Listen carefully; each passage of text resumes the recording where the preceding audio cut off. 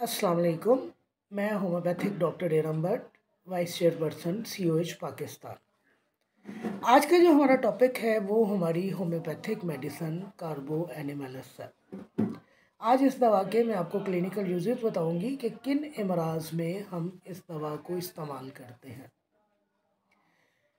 इस दवा का जो मिजाज है वो खनाजीरी है।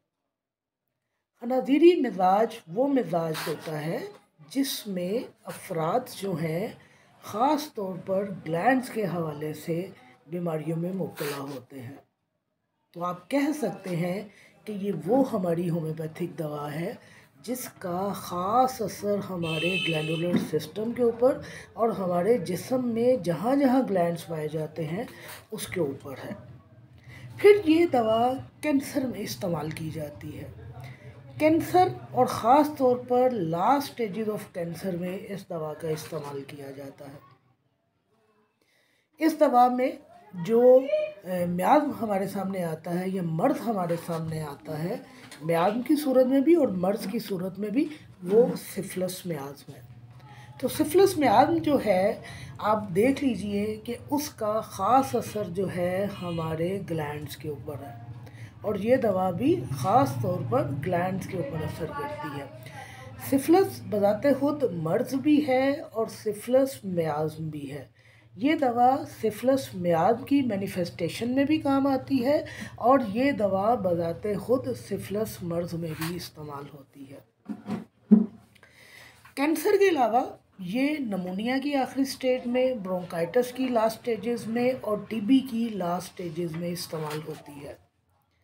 इस दवा के अंदर यूट्रस का कैंसर पाया जाता है, स्टमक का कैंसर पाया जाता है और ख़ास तौर पर ब्रेस्ट का कैंसर पाया जाता है। और ब्रेस्ट में से राइट साइड ब्रेस्ट जो है वो ज़्यादा इफ़ेक्टेड होती है और उसमें जलन होती है और जलनदार दर्दें पाई जाती हैं और खींचने वाले दर्द जो हैं पाए जाते हैं। इस दवा के अंदर कैंसर का रुझान पाया जाता है। इस दवा में जो ग्लैंड हैं ये आहिस्ता आहिस्ता स्वेल करते हैं, एनलार्ज होते हैं, पेनफुल होते हैं और ये इस बात की तरफ इंडिकेट करते हैं कि जिस्म के अंदर कैंसर पाया जा रहा है। यूट्राइन कैंसर में भी जलनदार दर्दें पाई जाती हैं और दर्दें जो हैं नीचे थाई की तरफ जाती हैं। इस दवा के जितने भी डिस्चार्जेस हैं, चाहे वो लिकोरिया है, लोशिया है, पसीना है, कोई भी डिस्चार्ज आ रहा है इस दवा में, कि सारे के सारे बदबूदार होते हैं और तेज़ाबी होते हैं।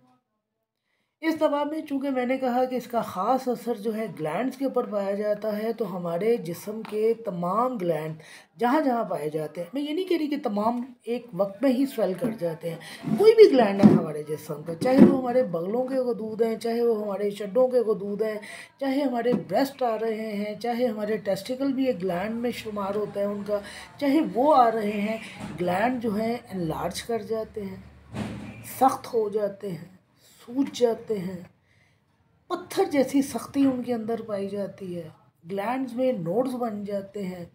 ये सिर्फ सख्त ही नहीं होते, उसके साथ ये इनके अंदर जो है पस पड़ जाती है, पुरदर्द होते हैं और इनका कलर जो है वो ब्लू होता है। उसकी बेसिक वजह यह है कि ब्लड सर्कुलेशन के फीबल होने की वजह से, कमज़ोर होने की वजह से वहाँ पर जो स्किन का रंग है वो चेंज होना शुरू हो जाता है और जो हमारे ग्लैंड्स की स्वेलिंग या हमारे ग्लैंड की जो इंड्यूरेशन है वो जो है ब्लू कलर में हमारे सामने आती है। ये दवा हुकवर्म्स में इस्तेमाल की जाती है, गैंग्रीन में इस दवा का इस्तेमाल किया जाता है, सिफिलिस में इस दवा का इस्तेमाल किया जाता है, ख़ासतौर पर बूबू जो सिफिलिस की स्टेज है उसमें इस दवा को इस्तेमाल किया जाता है। इस दवा में टखने आसानी के साथ मुड़ जाने का रुझान पाया जाता है, यानी पेशेंट के जो टखने हैं या टखना है वो बड़ी आसानी के साथ मोच की हालत में आ जाता है। तो ऐसे अफराद जिनके टखने कमज़ोर हों और वो जल्दी मोच खा जाते हों तो वहाँ पर हम कार्बो एनिमलस को इस्तेमाल करवाते हैं। इस दवा में कमज़ोरी भी पाई जाती है, वीकनेस पाई जाती है और इंतहाई शदीद कमज़ोरी पाई जाती है। ख़ास तौर पर बूढ़े अफराद में कमज़ोरी पाई जाना या किसी ऐसे मर्ज़ के बाद जो देर तक रहा हो और कमज़ोरी ना जा रही हो, तो हम इस दवा को इस्तेमाल करते हैं। फिर ख़ास तौर पर ऐसी ख़वातीन जो अपने बच्चों को दूध पिलाती हैं, उनके अंदर बेतहाशा कमज़ोरी पाई जाती है। इतनी कमज़ोरी पाई जाती है नर्सिंग वुमेन के अंदर कि कमरे में चल फिर नहीं सकती।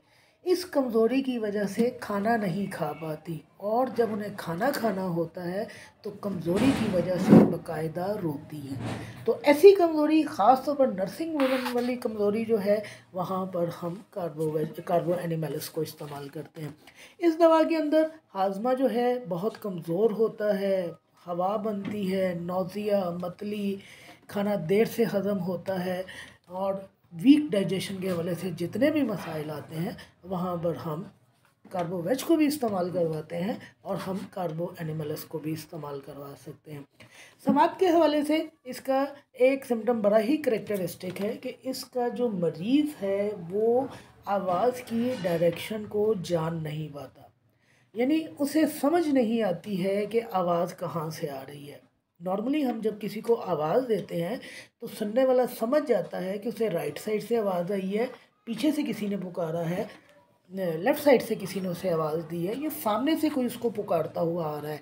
लेकिन इसके पेशेंट क्या होते हैं, इन्हें समझ नहीं आती कि आवाज़ कहाँ से आई है। ये कंफ्यूज होते हैं, डायरेक्शन को फॉलो नहीं कर पाते कि आवाज़ देने वाले ने कहाँ से आवाज़ दी है। तो ये है हमारी दवा कार्बो एनिमल्स। इस दवा को ट्रिचुरेशन में इस्तेमाल किया जाता है और पोटेंसी में इस्तेमाल किया जाता है। 2-3 बातें हैं जिसके लिए आपने इसको याद रखना है। एक, ये कैंसर, ब्रोंकाइटिस, टीबी और नमूनिया की आखिरी स्टेजेस में इस्तेमाल होती है। इस दवा का ख़ासुल ख़ास असर हमारे ग्लैंड्स के ऊपर है। हमारे ग्लैंड्स सख्त हो जाते हैं, पत्थर की तरह हो जाते हैं। जितने भी इसके डिस्चार्जेस हैं वो तमाम के तमाम बदबूदार होते हैं और तेज़ाबी पाए जाते हैं। और चौथा, अगर आप साथ में याद रखना चाहें तो आप याद रख लीजिए कि ऐसे अफराद जिनको बड़ी आसानी से मोच आ जाती हो, तो वहाँ हम इस दवा का इस्तेमाल करते हैं। शुक्रिया।